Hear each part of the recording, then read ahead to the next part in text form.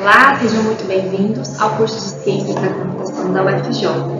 Eu sou a professora Ana Paula e essa é a disciplina de Algoritmos e Programação 1. Juntos, neste vídeo, nós vamos ver uma breve introdução sobre o conceito de algoritmos. Vamos lá?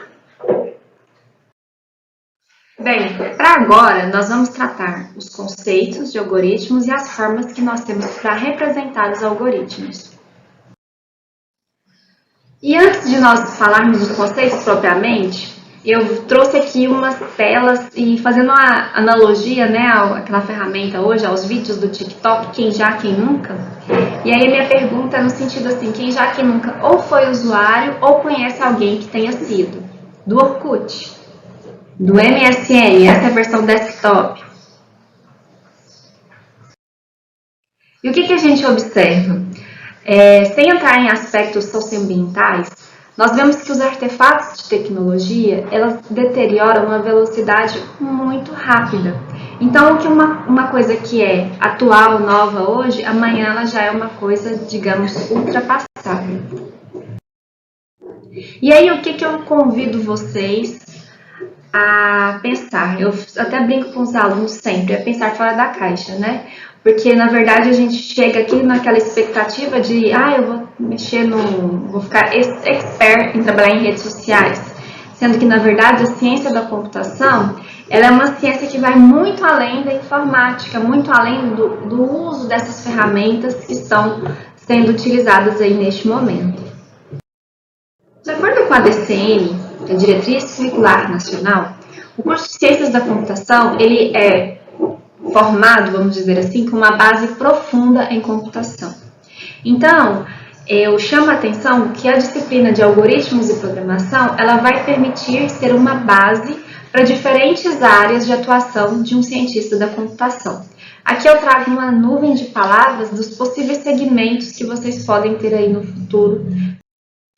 Um conceito que eu gosto muito é apresentado pelo professor Edgar Dijkstra, e ele nos diz o seguinte, que a computação é uma ciência que não estuda as ferramentas, mas sim o que nós conseguimos fazer e que descobrimos com elas. E aqui ele faz uma analogia, né? Seríamos como a gente comparasse um astrônomo que estuda apenas o telescópio, ou um biólogo que estuda apenas aquelas lâminas ali do microscópio, ou um químico que vai analisar apenas os resultados oriundos de um tubo de ensaio.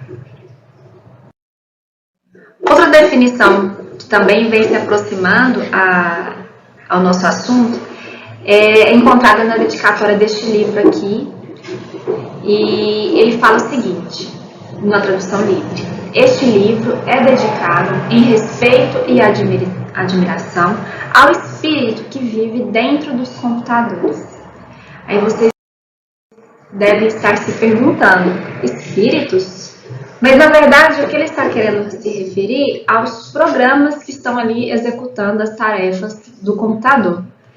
E antes mesmo de nós falarmos e pensarmos no nível de programas, nós temos que pensar que o computador ele é composto, né? O sistema que nós estamos operando aqui, pela parte de hardware e software.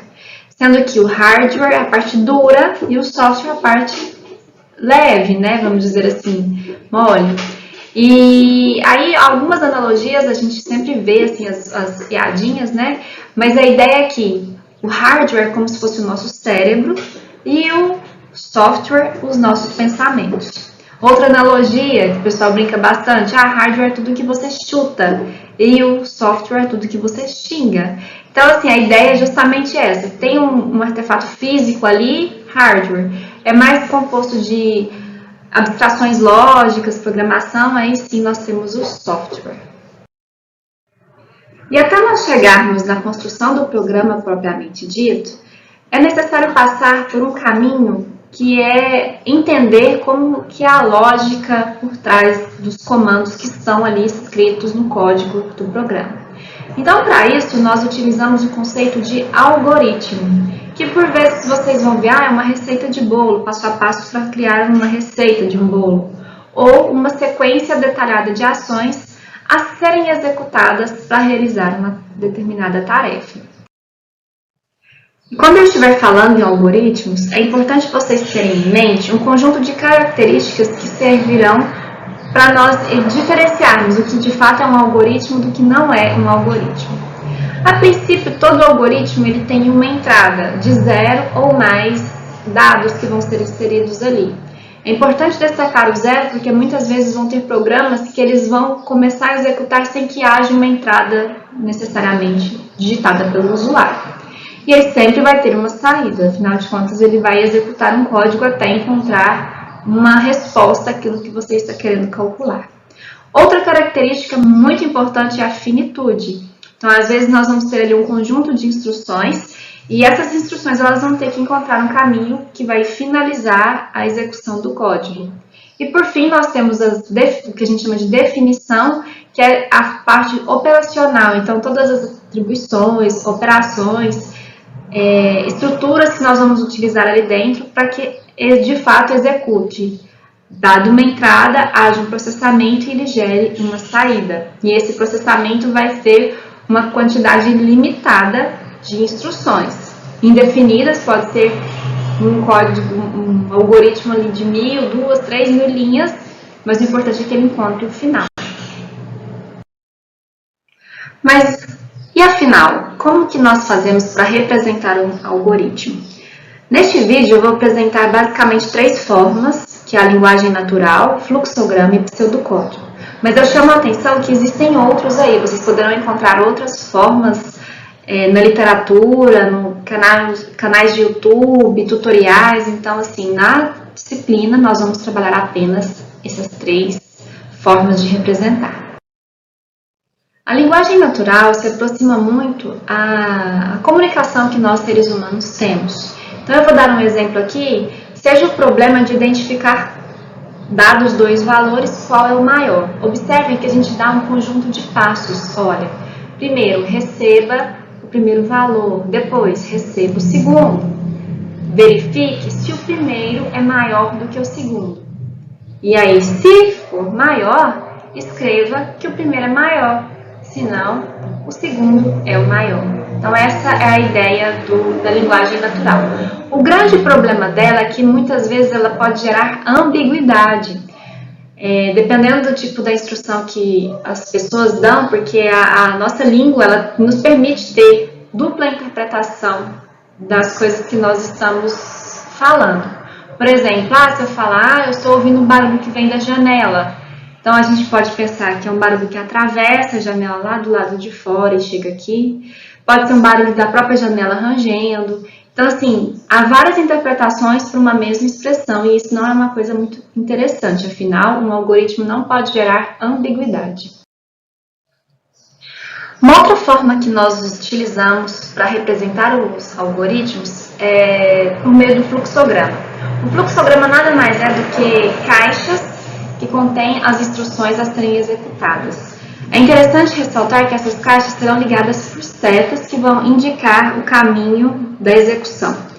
E na disciplina eu trago aqui um conjunto bem definido do que seriam essas caixas e o que cada uma está sendo, o que cada uma está representando, certo?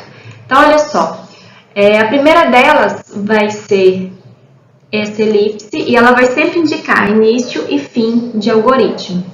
A entrada de dados, ela é expressa por esse retângulo com esse chanfro aqui. O chanfro eu estou chamando essa parte aqui, certo? As atribuições e operações, então, por exemplo, uma variável A, eu vou explicar mais à frente, recebe um determinado valor. Então, é uma atribuição. Ou se não, A vai receber uma instrução de B mais 2. Então, é uma operação que está recebendo ali essa operação em atribuição, representada por este retângulo. As saídas de dados, eu disse para vocês que todos os algoritmos eles têm que apresentar uma saída, é representada por essa figura aí geométrica que parece uma ondinha no final, né? Um retângulo com uma ondinha no final.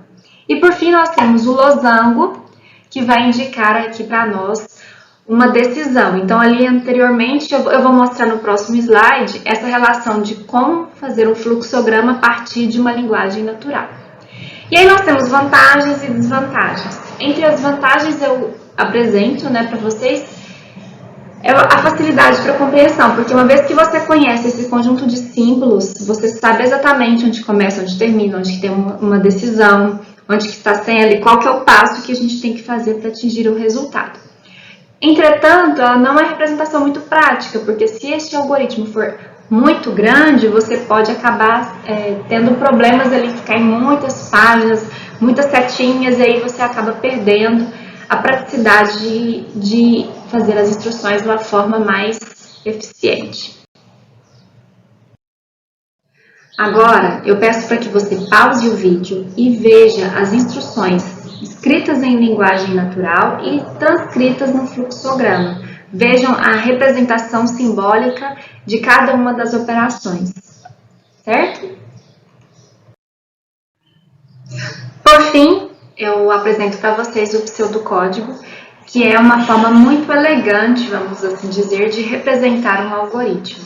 Observem que ele, assim como no fluxograma, ele delimita início e fim, e ele apresenta aqui já alguns detalhes que nos outros a gente não tinha tanta preocupação. Aqui nós temos, por exemplo, declarando, né, quais são as variáveis que nós estaremos utilizando, tem a entrada de dados, o nosso layer, e aí a gente já tem as relações ali. Se alguma determinada coisa, então escreva, se não, escreva, certo? Essa linha é apenas para representar o alinhamento, vamos dizer assim, a indentação, quando a gente dá aquelas tabulações, que fica lá igual o parágrafo, né? Que a gente dá aquele espaçamento, para que fique tudo hierarquizado, então fique uma coisa mais organizada para quem for ler o seu código e depois fazer a manutenção dele. E por fim, eu apresento para vocês essa estrutura que nós vamos trabalhar a princípio, que é chamada estrutura sequencial, e ela basicamente nos diz o seguinte, que vai ser um conjunto indeterminado, porém limitado, de ações que devem ser executadas. Ou seja, você pode ter ali 2 ou 1 milhão de linhas do seu algoritmo, mas vão ser todas passadas, uma, depois a segunda, depois a terceira, até a enésima instrução. E ela vem conforme essa representação de cima para baixo, então vem a primeira, a segunda, a terceira, aí até o final do seu algoritmo.